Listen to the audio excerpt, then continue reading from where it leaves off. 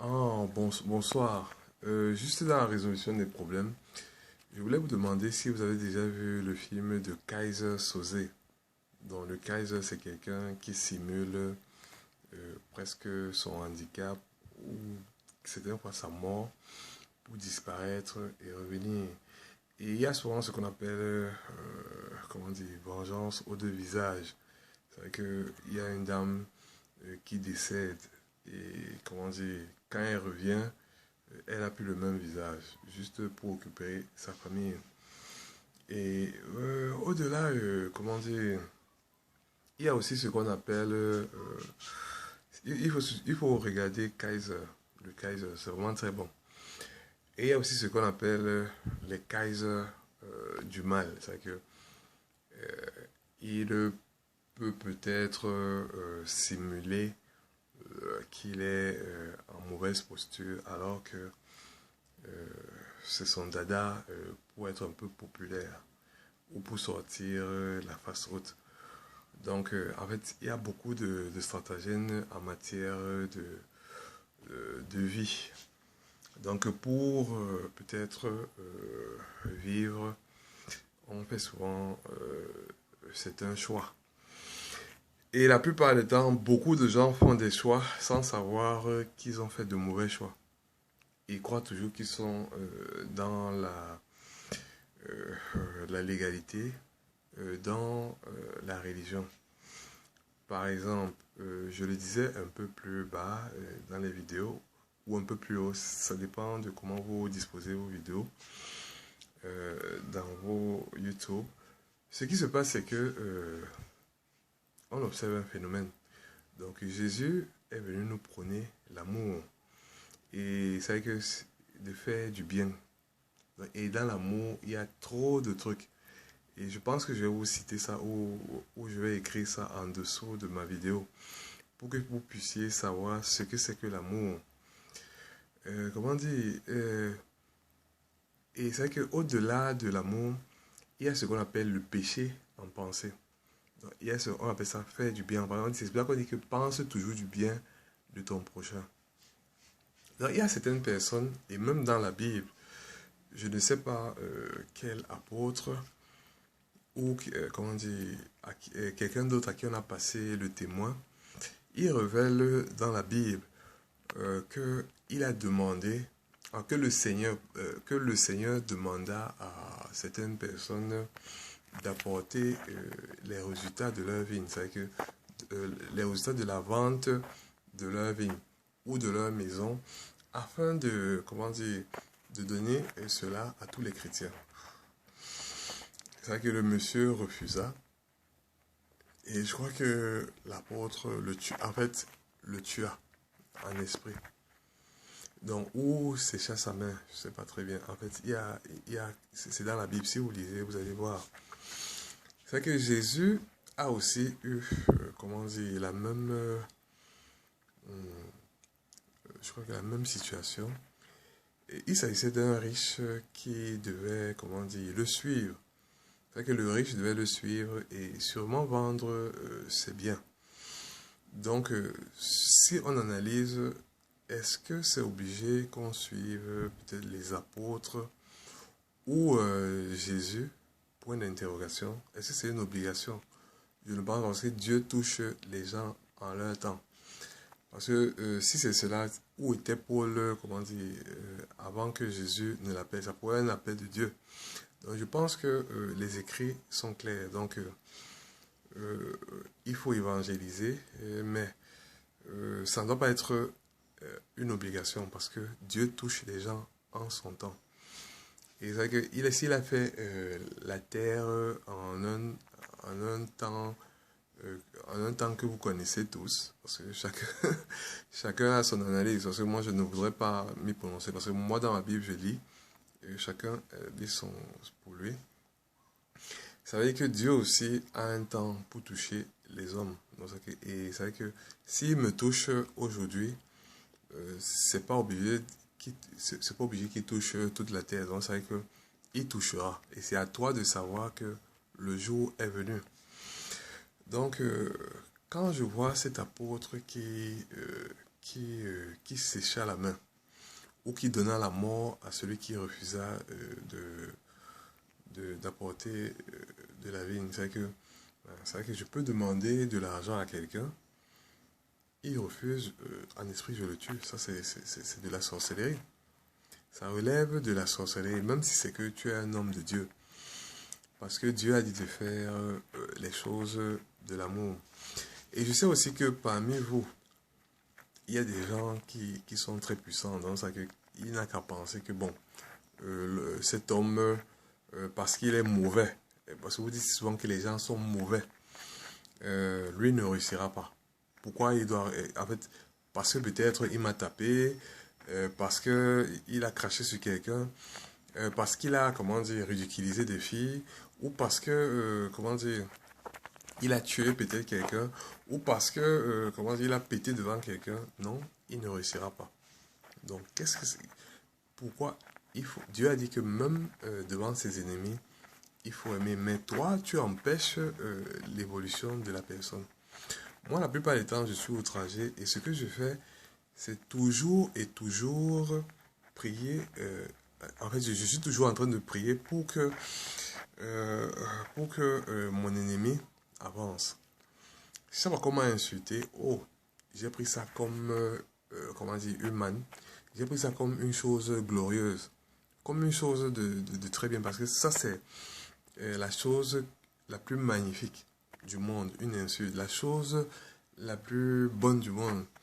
Parce que le chrétien, si vous lisez la Bible, les manifestations du christianisme, c'est aussi, comment dire, on appelle ça comment? Les persécutions. Donc, c'est un peu ça. Donc, si tu es persécuté, sois très content et prie pour la personne qui te persécute. Si la personne qui te persécute encore plus, alors évite-le pour ne pas lui faire du mal, car tu ne sais pas ce qui se passe. C'est vrai que les hommes sont souvent hantés d'esprits maléfiques et vite est venu le malheur. Mais Jésus a dit, on te juge sur la joue droite ou gauche, montre l'autre. Donc, c'est vrai que nous sommes des êtres, on est un peu méchants, on a de la colère, mais Dieu a dit, laisse agir la colère. Et que même si c'est que, comment dire, quelqu'un te frappe et ça te fait mal, bon, si tu consens que c'est très fort, rends-lui et tu restes tranquille. Donc, mais, comment dire, ne va pas, comment dire, empêcher son éclosion au point où, comment dire, il devient, comment dire, quelqu'un de pas accepté dans la société, tu vas le railler, tu vas raconter des trucs. Et au final, tu veux encore le taper. Là, c'est quel genre de vengeance? Même en œil pour œil, dent pour dent, c'est pas ça. Donc, par exemple, si peut-être je passe, je peux peut-être toucher les fesses de la femme de Troé. Si c'est que toi tu es dans le jour de œil pour œil, dent pour dent, touche aussi les fesses de ma femme. Point. Mais ne va pas m'empêcher. Et au final, tu dis que, oh, comme c'est œil pour œil, dent pour dent, parce qu'il a dit que, parce que j'ai dit que, œil pour œil, dent pour dent, comme j'ai touché les fesses de ta femme, maintenant tu dois toucher les fesses de ma femme, non. Si tu m'as empêché, si tu m'as fait de la sorcellerie, tu gardes ça pour toi et tu assumes. Ouais, tu peux t'excuser, oui, mais... Ou alors, peut-être si peut-être tu consens que j'ai déshabillé ton mineur et que je me suis mis nu avec ton mineur, ou je sais pas quoi, que je t'ai craché dessus, ou je sais pas quoi, que je t'ai dénigré d'une façon ou d'une autre, mon ami, si tu en as un pour un dent pour dent, dénigre-moi aussi, ou crache sur moi, ou je sais pas quoi. Ou peut-être déshabiller aussi mon enfant. Mais si tu m'as, comment dire, empêché d'une façon ou d'une autre, alors reste dans tes travers. Donc, et ne dérange pas le monde. Et peut-être demander à la fin que toi aussi tu veux peut-être être nu avec mon enfant. Ou alors peut-être tu veux cracher sur moi. Ou alors, je sais pas quoi, que tu veux me dénigrer. Donc arrête. Parce que les gens font souvent des choses sans savoir. Il y a des prodigieuses, hein, que tu sais pas, peut-être je suis une star et je te vois pas. Donc arrête de penser que tu es le centre du monde. Toi qui penses que tu es important. Et c'est vrai qu'en matière d'importance, il y a quand même des minima pour dire qu'on est important. C'est-à-dire que quand tu es important, quelqu'un te dit merci. Donc c'est un peu ça. Donc c'est un peu ça. Tu fais quelque chose et quelqu'un te dit merci, c'est-à-dire que tu es important pour lui. Quand Jésus peut-être, tu pries, quand peut-être l'Esprit s'en va, tu dis merci à Jésus. Donc il est important pour toi. C'est ça quelqu'un d'important. Quand à la fin on dit merci. Donc au-delà, pour analyser comment dire, les choses que certaines personnes ont, du fait qu'ils prient et ils aient des forces, parce qu'il y a des gens, quand ils pensent que toi tu ne vas pas réussir, tu ne réussiras pas, ça c'est fait du mal, c'est un péché. Empêcher quelqu'un de réussir, c'est un péché. Et comment dire, au-delà, dans la Bible, il y a comment dire, un passage où on dit il y a des gens qui vont dans des maisons et captivent des femmes d'un esprit faible et impur, apprenant et n'arrivant jamais à la connaissance de la vérité. Donc on dit éloigne-toi de ces hommes et de ces femmes. Car il y en a quelques-uns, tels que Jeannès et Jean-Brest, qui s'opposèrent à, comment dire, à la loi d'Abraham ou à Abraham. C'est un peu ça. C'est des gens terribles. C'est parce qu'ils ont captivé des femmes d'un esprit impur. Et ces femmes d'un esprit impur, c'est quoi? C'est des sorcières, c'est des prostituées. Captiver ces femmes, ça veut dire que, bon, ne sont pas des enfants, donc vous comprenez. Donc, si tu vas seulement dans un coin où il y a des prostituées, waouh, c'est que juste le fait de t'asseoir à côté d'elle, c'est vrai que l'esprit va venir en toi. Donc, et c'est vrai qu'on sait ce que c'est que la prostituée, c'est quelqu'un qui n'est rien, c'est quelqu'un qui n'a pas le choix. Et c'est parce qu'elle est animée des esprits impurs et tout autre. Elle est méchante. Donc c'est un peu ça. Et quand tu t'assois juste à côté d'une prostituée, tu reviens avec un esprit impur. Donc souvent on dit, quand vous allez peut-être dans un coin pour évangéliser, mon ami, réfléchissez d'un coup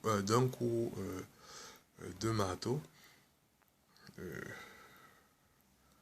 Si vous sentez que ça ne va pas, n'y allez pas. Parce qu'on dit que quand vous entrez dans une ville forte, voyez d'abord si c'est possible.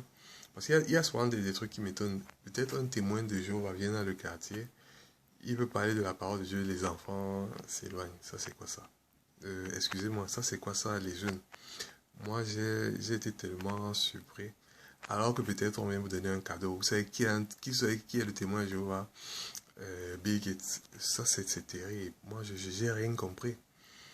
Moi, je l'ai accueilli à bras ouverts et voilà ce que je suis devenu. Je ne peux pas dire que c'est un ange ou c'est l'envoyé de Jésus, mais il était porteur d'une bonne nouvelle. Et il ne m'a pas donné un cours d'Excel ou je ne sais pas quoi, rien. Non, rien. Et il m'a donné des passages et je peux vous... en fait, c'était un passage que je suis en train de vous dire. Dans la Bible, on dit, quitte à... En fait, dans la Bible, on dit, efforce-toi d'avoir devant Dieu, comment dire, un comportement irréprochable. Donc ça veut dire que efforce-toi d'avoir devant Dieu un comportement irréprochable. C'est que même si on sait que tu es un homme, donc il y a la tentation. Mais même s'il y a la tentation, on sait qu'il y a le péché. On sait qu'aucun homme ne peut pécher. C'est que même si tu pêches, il faut quand même que tu montres aux hommes, surtout aux hommes. Parce que les hommes parlent trop pour ne pas avoir des persécutions. Montre aux hommes que tu as un comportement irréprochable. Parce que c'est juste à Dieu. Et donc montre à Dieu que tu as un comportement irréprochable. Parce que quand vous pensez que peut-être quelqu'un vous veut du mal, ou comment dire, ou que vous dites, ou peut-être si quelqu'un vous a fait du mal, vous répondez par le mal, peut-être en pensée, alors vous êtes aussi quelqu'un du diable. C'est ça que je voulais vous dire. Donc, faites très attention parce que la vie, on dit souvent que la retourne. Donc, ouf, ouais. Ok, bon après-midi. Et il faut beaucoup prier parce que la retourne vraiment. Et on ne sait jamais quand on mourra.